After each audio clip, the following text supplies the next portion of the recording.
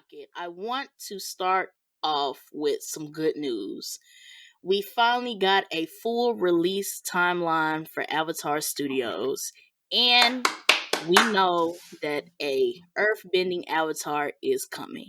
Just to put out some stats before we hop into the discussion. Starting with the earthbending avatar, it's said to debut on Paramount Plus in late 2025. There's not really a lot of information. The assumption is that it's going to take place approximately 100 years after Korra's time, which will set the Avatar somewhere in our modern day timeline. So Legend of Korra is assumed to be taking place in like the 1920s. So if we go 100 years, we might be looking at 2000s. So does Korra just live? Does Korra just live a long time? Because ain't it like usually like right when the Avatar dies, a new one is born. Like she's just going to hit like 120 years old or something. I mean, she could. Kyoshi lived like 200 years, so it's not. Okay. It wouldn't be uncommon for Korra to live that long, or it could just be Korra dies like at 80 something years old or something, and then by the time we meet this new Earthbending Avatar, he could be like 20 or something. Fair. Okay. Because when we met Korra was like 16. Yeah, you're right. We only saw like a split of her as a kid when she could bend immediately. So they said approximately 100 years, but no telling where they're actually going to start this guy. And it could, because like we met Aang at 12 and then Korra was 16, so then you have a 4-year difference from when we met Aang and when we met Korra. They could do another jump again and we meet this guy when he's like in his 20s. Okay. So I'm excited.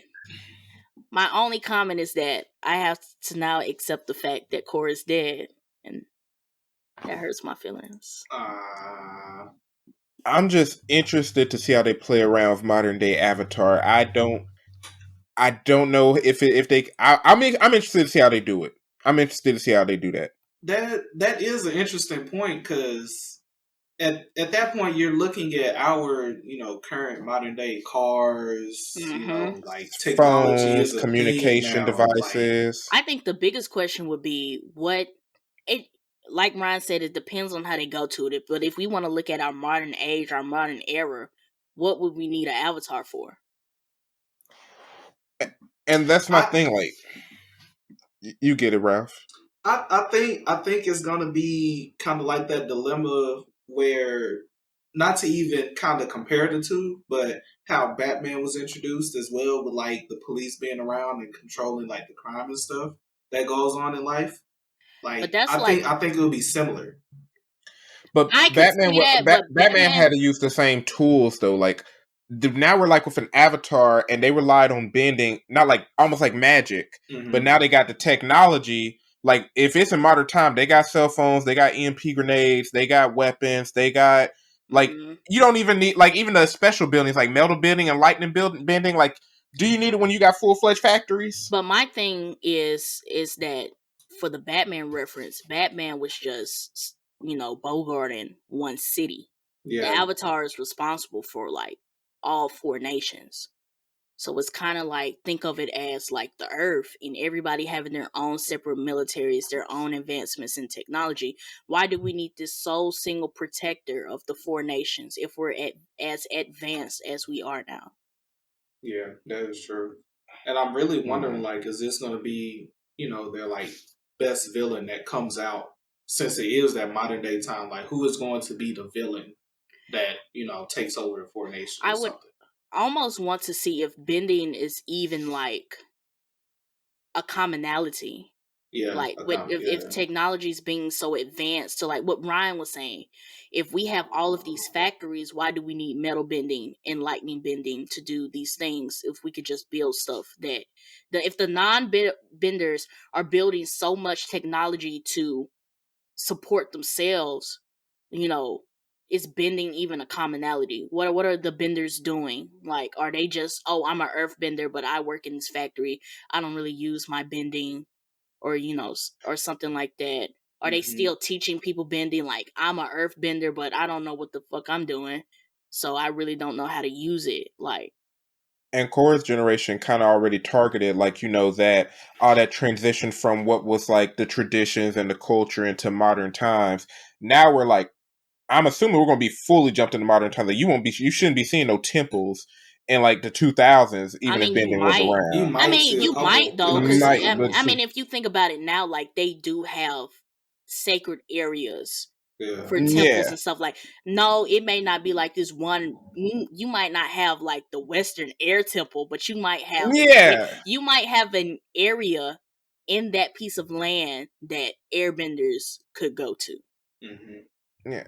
It's just interesting because like fantasy is normally tied to like medieval feudal Japan. Like usually that's where fantasy takes place. You don't see too many people do fantasy in like modern times. Like I see it in like Fire Force, but you don't normally see it too much in modern times. So I'm interested to see how they play it. That's a good point that you brought up Fire Force. So they could Now the way Fire Force did they little fire stuff, that was he got creative. The mangaka behind that got creative. And when you brought that up, I could only think that Avatar would do the same thing. They would have to be creative with how all this works, and I can only think about it as of how the comics work. Like, let's talk MCU, DC universe. Like, you have all these magical and superhero beings living in the modern times where we have these cars and these factories and this technology and stuff like that. And then the way that they fit these characters into these, storylines. So I could see it happening, but I think it would be really interesting as far based on what we've seen in the Avatar universe and how that can fit in the modern times. So yeah, I'm also glad that they're taking their time to, do this instead of trying to rush it out. Yeah. Just to get it out there. Like, I mean, take all the time you need at that point. I agree. This to us, it seems like it's a big hurdle to tackle. I'm sure they have plans. The fact that they announced it, because they announced it in 2022. So the fact that they announced it in 2022 and the series is not supposed to come out until late 2025 is they've given themselves ample amount of time to develop how all of this is going to work. Right. So, and with them still having the original creators, I'm optimistic that they will pull out a good story that connects back. Okay. So, I'm cautiously optimistic. I think they'll do fine. I'm not too worried about the animation. What I was about to get into is for the rest of the timeline, and this is Avatar Studios mix. This is basically an everything Avatar timeline. So this is the Netflix stuff as well as Avatar Studios. So we got the Netflix live action Avatar: The Last Airbender season 1, book 1 Water is supposed to drop summer 2023, with book 2 coming in summer 2025. The first animated film from Avatar Studios is supposed to come out October 10th, 2025. And then the new Avatar series is supposed to drop after that in 2025. Zuko is coming October 2026. I can't see the rest of my screen.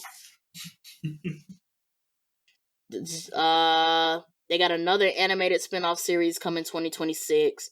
Book 3 Fire for the live action is coming out summer 2027. Then they just got some more. Oh, the next pictures was zoomed in, and I'm trying to squint like an idiot. But anyway, that's all we got right now. Didn't Kyoshi get re? I think that got canceled, didn't it, for the adult I think Avatar that got brought back film up or something? at the end of the year. I thought Kyoshi. Something got booted. Yeah, I thought that got booted for them to show like Aang and his crew as adults in the animated film. I think that's what happened. I think they booted Kyoshi. Yeah. For the Team Avatar movie. Nah, they need to bring that back down the line. Nah. I ain't letting it go. So honestly, I agree and I disagree. I think it would be nice to see the Team Avatar as adults animated. I also think because they're showing the movie before they do the animated series, that the movie may tie into the challenges of what the Earth Avatar is going to face. which would be a bit more closer if they tried to do a Kyoshi movie and then turn around and do an earthbending Avatar, because then at that point you have like 300 to 400 years difference, maybe, between Kyoshi's time period and the earthbending Avatar. And it could also be the fact that they didn't want to do 2 earthbending Avatars back to back as well. I wouldn't necessarily want it back to back, but at least put it back down the line, because I know every year they want to release, a movie and a series after 2025.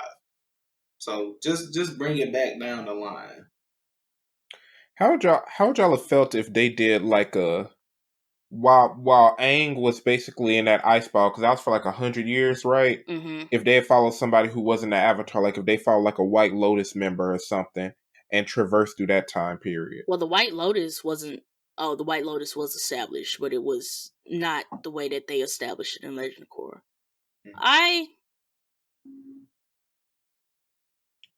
don't know how they would have gone about it, but like, because Kyoshi would have been going far back, and I think like when Roku came in, he said like his Avatar time period was kind of smooth until like the end, because he had to deal with his homeboy becoming Fire Lord. Mm-hmm. But like if they wanted to show like a time where there was a lot of conflict, especially seeing like the air nomad temples being destroyed and everything, like what if they had showed like a White Lotus member or even a member of the Fire Nation when they was conquering? I just don't know how well that would have fit in.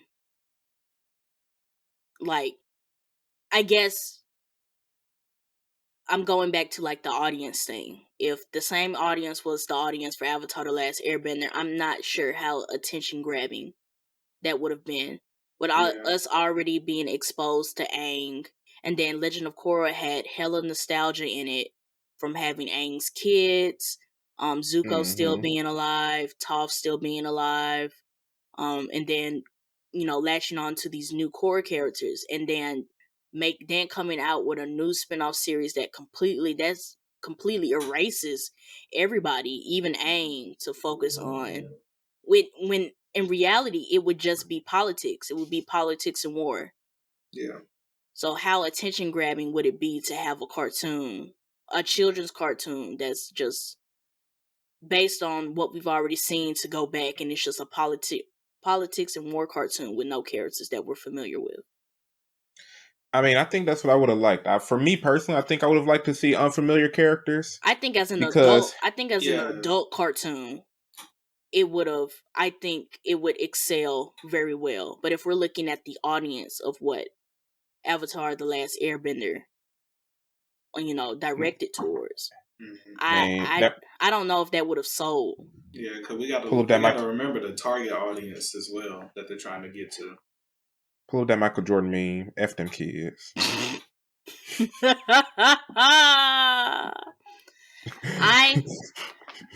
I don't know. I just don't see Avatar Studios going into like adult content.